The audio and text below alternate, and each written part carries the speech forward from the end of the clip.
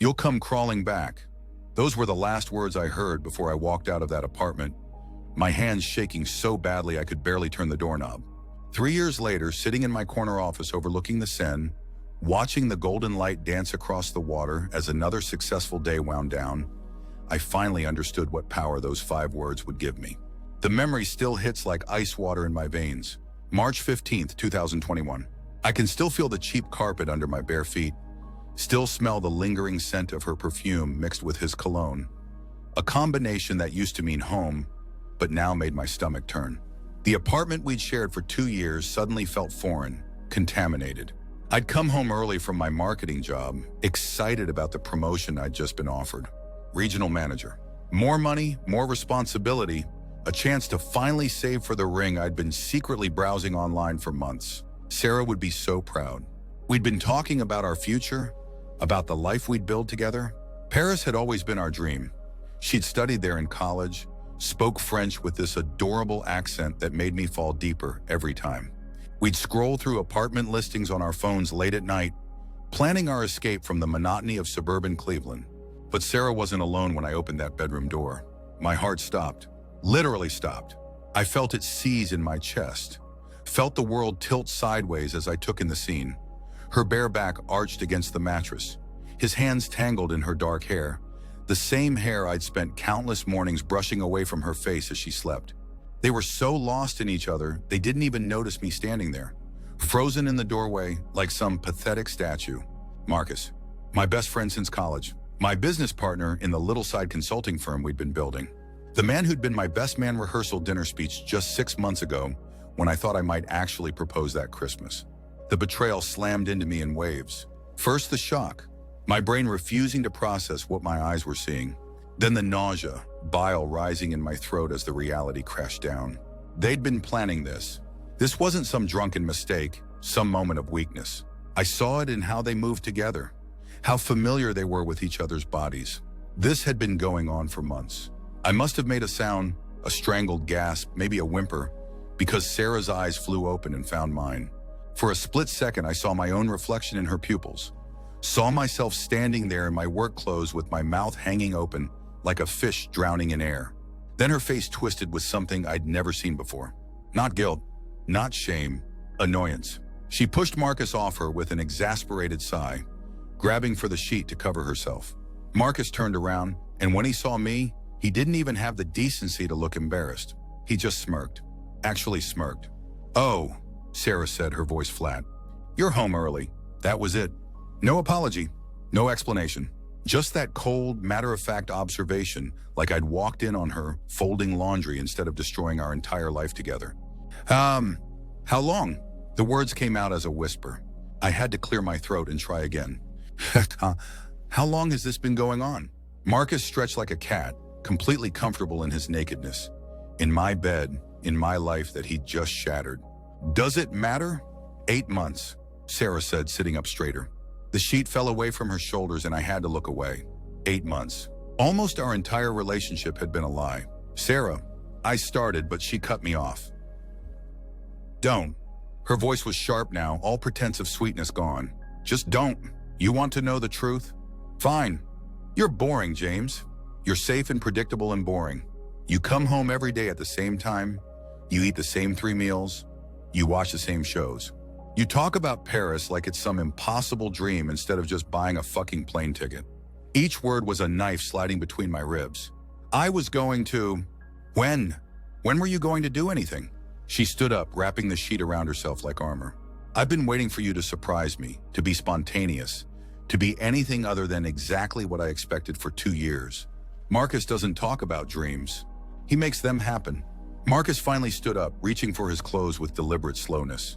"Look, man, I didn't want you to find out like this." "Didn't you?" The words came out harder than I expected. "Because you could have fucked her anywhere else. You chose our bed, in our apartment, while I was at work trying to build a future for us." "There is no us," Sarah said. "There hasn't been for months. I've been trying to figure out how to tell you it's over." The apartment felt like it was shrinking around me. The walls were closing in, the air getting thinner. I could hear my heartbeat in my ears, could feel sweat beading on my forehead despite the chill of March. The business, I said to Marcus. Our clients. The contracts we signed? He shrugged, pulling his shirt over his head. Already transferred. Sarah's been helping me set up the new LLC. You'll get your share of what we made so far, minus expenses. They'd been planning this. Not just the affair, but the complete dismantling of my life. How long had they been meeting behind my back, plotting? How many times had I sat across from Marcus at our little office, going over spreadsheets and client proposals, while he was already stealing everything from me? I need you to leave, Sarah said. Tonight, I'll pack your things, but I need you gone. This is my apartment too. My name is on the lease. Was on the lease. I had it transferred last month. She walked to the dresser, pulled out a manila envelope. Legal documents. You're not liable for rent anymore, but you're also not entitled to stay. My hands shook as I took the envelope. How had I missed this? How had I been so blind? You can stay with your mom for a while, she continued, her voice almost gentle now, like she was doing me a favor. Or get your own place. Whatever. But you can't stay here. I looked around the apartment, at the furniture we'd picked out together, the pictures on the walls of trips we'd taken, the little succulent plant she'd bought me for my birthday that I'd somehow managed to keep alive. None of it was mine anymore. None of it had ever really been mine. The Paris trip, I said suddenly.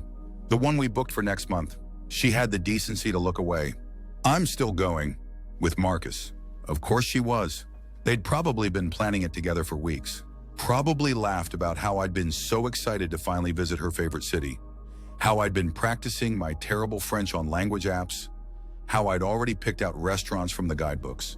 I walked to the bedroom, past them both, and grabbed a bag from the closet. I threw in some clothes, my laptop, my passport. Why did I grab my passport? And a few random items that my hands seemed to choose without consulting my brain. I couldn't think straight. My vision was tunneling, everything going gray around the edges. James, Sarah said as I headed for the door. For what it's worth, I did love you. I need more than what you can give me. I stopped with my hand on the doorknob, turned around. She was standing there in our sheet, looking almost sad now, like she was the one who'd been wronged. You'll regret this, I said quietly. Marcus laughed, actually laughed. Right. Sure we will. Sarah's face hardened again. You know what? No, I won't regret this. You want to know why? Because I'm finally free. Free to live the life I actually want instead of the safe little box you tried to keep me in. You'll come crawling back in a few months when you realize what you lost. But it'll be too late. I'll be in Paris living our dream without you. The words hit like a physical blow. You'll come crawling back. She was so certain, so confident that I'd be the one begging. That I'd be the one who couldn't survive without her. I walked out without another word. The next few days were a blur of sleeping on my mom's couch, screening calls from work, and staring at the ceiling while my brain tried to process what had happened. I'd lost everything in the span of 20 minutes. My girlfriend, my best friend, my business, my home. The promotion I'd been so excited about felt meaningless now. What was the point of climbing the corporate ladder when the person I'd wanted to share the success with was off fucking my ex-best friend? Mom tried to help in her way, bringing me soup and tissues like I had the flu instead of a completely shattered life. But she couldn't understand. She'd been married to Dad for 35 years. They'd weathered rough patches, sure, but nothing like this. Nothing that cut so deep it changed the fundamental shape of who you were. I found myself thinking about Paris constantly, not just because of Sarah's cruel words, but because it represented everything I'd been too afraid to reach for. She was right about that part. I had been all talk. I'd been so focused on building a stable foundation that I'd forgotten to actually build anything on top of it. On the fourth day, I was sitting in a coffee shop near Mom's house, laptop open but not really working, when I saw them. Sarah and Marcus walking down the street hand in hand. She was wearing the red coat I'd bought her for Valentine's Day, laughing at something he'd said. They looked happy, carefree, like they just discarded the dead weight of me and could finally breathe freely. Marcus caught sight of me through the window and said something to Sarah. She turned, saw me sitting there with my laptop and my untouched coffee and smiled. Not a cruel smile, but something almost pitying, like she was looking at a stray dog she'd once fed but had no intention of taking home. They walked on, didn't even break stride. That night, I did something I'd never done before. I bought a one-way ticket to Paris, not because of Sarah, not to follow her or win her back or prove anything to her, but because she'd been right about one thing. I was all talk and no action. I'd spent 2 years dreaming about Paris, learning about the city, falling in love with the idea of it, but I'd never just bought the damn ticket. I gave my notice at work the next day, cashed out my 401k, sold everything I owned except what could fit in 2 suitcases. My mom thought I was having a breakdown, and maybe I was, but it was the kind of breakdown that felt like breakthrough. The flight was long and uncomfortable, and I spent most of it staring out the window, watching the Atlantic Ocean stretch endlessly below. Somewhere over the middle of it, I realized I wasn't running away from anything anymore. I was running towards something I couldn't even name yet. I landed at Charles de Gaulle on a Tuesday morning in April, with no job, no apartment, and no plan beyond finding a cheap hotel and figuring out my next move. I'd studied French for years, but hearing it all around me, rapid fire and musical, made me realize how much I still didn't know. The first week was brutal. Jet lag, culture shock, and the creeping realization that I'd made a massive, expensive mistake. I stayed in a tiny hotel room in the 10th arrondissement, eating cheap pasta and questioning every decision I'd ever made. Sarah and Marcus were probably laughing about this back in Cleveland.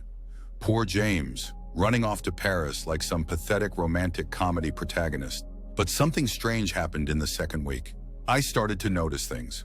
The way the light hit the buildings in the morning, the rhythm of the city, so different from Cleveland's sleepy pace, the casual elegance of people walking down the street, the way they dressed, the way they carried themselves. I began to understand what Sarah had seen in this place. I also started to notice the Americans.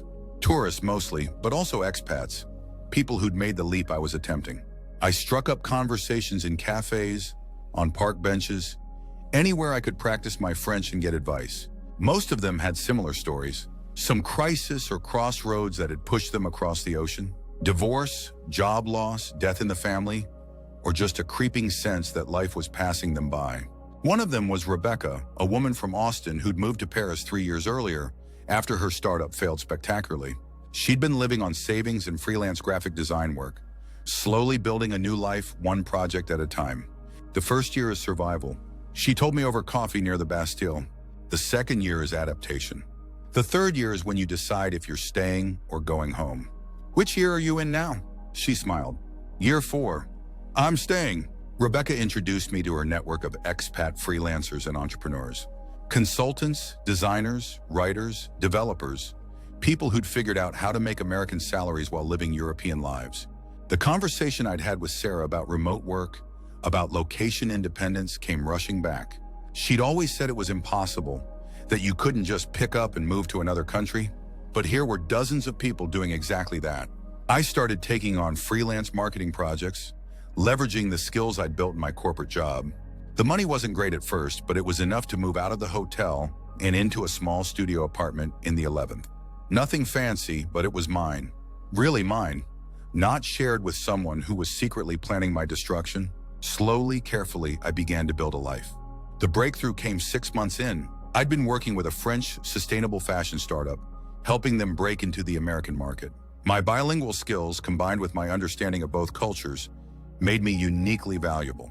The project was so successful that word spread, and suddenly I had more work than I could handle. That's when I registered my own company.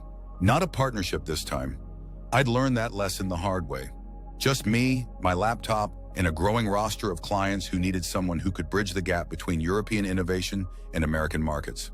The business grew faster than I'd expected. Within a year, I had steady clients, a proper office space, and even hired my first employee, a young French woman named Camille who'd studied marketing at Sciences Po and spoke better English than most Americans. I called the company Pont Consulting, Bridge Consulting, because that's what I was doing. Building bridges between worlds, between cultures, between dreams and reality. The work was challenging in ways my old job never had been. Every day brought new problems to solve, new cultural nuances to navigate, new languages to stumble through. I found myself becoming the person I'd always imagined I could be, confident, adaptable, interesting.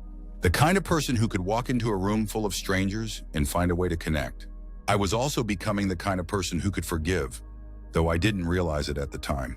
2 years into my Paris adventure, I finally allowed myself to think about Sarah and Marcus without my chest tightening with rage. I'd heard through mutual friends that they'd broken up after their Paris trip. Apparently, Marcus had been just as much of a cheater with her as he'd been with me. Sarah had moved back in with her parents, bouncing between dead-end retail jobs and complaining on social media about how hard it was to find a decent guy. I should have felt vindicated, should have felt that cold satisfaction of watching karma do its work. But mostly I just felt sad for her. She'd been so convinced that I was holding her back, that I was the obstacle between her and the life she wanted. But I was living that life now, and she was still stuck in the same small town, the same small thinking that had made her believe happiness was something you took from other people instead of something you built for yourself. The third year was when everything really clicked. Pond Consulting had grown to a team of 8 people, with clients across 3 continents. We'd moved to a beautiful office space in the 3rd arrondissement, with high ceilings and tall windows that let in floods of golden light. I'd learned to speak French with confidence, had developed a network of friends who challenged me intellectually and creatively, had even started dating again. Nothing serious yet, but the possibility of love no longer felt like a trap. I'd also bought an apartment, a real apartment, with a view of the Marais and enough space to host dinner parties. I'd furnished it carefully, piece by piece, choosing everything myself. No compromises, no negotiations, no wondering if someone else would approve of my choices. It was the first space that had ever felt entirely mine. The morning everything changed started like any other. I was sitting in my office reviewing proposals for a new client when Camille knocked on my door. "James, there's someone here to see you. She says she's a friend from America." My blood turned to ice. There was only one person from America who would show up unannounced at my office. Only one person who would have the audacity to track me down after 3 years of silence. Did she give you her name? Sarah something. Sarah Mitchell? Sarah had kept my last name. Even after everything, even after destroying our relationship and running off with Marcus, she'd kept my name. The name she'd been planning to take legally before she decided she needed something more exciting than what I could offer. Should I send her in? I took a deep breath, straightened my tie, and nodded. Yes, send her in. The woman who walked into my office was not the Sarah I remembered. She looked older, tired. Her hair was shorter, less styled. She was wearing jeans and a wrinkled t-shirt, clothes that looked like they'd been slept in. The confident, cruel woman who told me I'd come crawling back was nowhere to be seen. "Hi, James." Sarah. She stood there awkwardly, looking around my office like she couldn't quite believe what she was seeing. The floor-to-ceiling windows, the modern furniture, the wall of awards and client testimonials, the team of people working industriously at their desks in the main office area. "Nice place," she said finally. "Thank you." "What are you doing here, Sarah?" She sat down without waiting for an invitation, sinking into the leather chair across from my desk like she'd been carrying a heavy weight for a long time. "I'm sorry," she said. "I know that's not enough, but I'm sorry. For everything. For Marcus, for the way I ended things, for being so cruel." I waited. There was more coming. "I fucked up, James. I fucked up so badly." Her voice cracked and I saw tears in her eyes. "Marcus left me 2 months after Paris. Turns out he was cheating on me too, with his ex-girlfriend. The whole time, I didn't say anything. What was there to say? I lost the apartment, had to move back in with my parents. I've been working at Target for the past 1.5 years, just trying to get back on my feet." She wiped her eyes with the back of her hand. "I kept thinking about what I said to you that night, about you coming crawling back. And I realized I was the one who was crawling." She looked up at me with red-rimmed eyes. "I came here to ask if you could forgive me.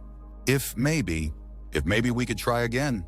The office was quiet except for the soft hum of conversation from the main workspace. Through the windows, I could see people walking along the narrow street below, going about their lives, pursuing their dreams, building their futures. "You flew all the way to Paris to ask me that?" She nodded. "I know it's crazy, but I couldn't stop thinking about you. About us. About what we could have had. What we could have had." I repeated the word slowly. "Sarah, we did have it. We had it for 2 years. And you threw it away because you thought I was boring. I was wrong. You were right." The words came out harder than I intended. I was boring. I was safe and predictable and small. But you know what? I'm not anymore. And that's not because of you leaving. It's because of what I built after you left. She stared at me, confusion flickering across her face. "You told me I'd come crawling back." I continued.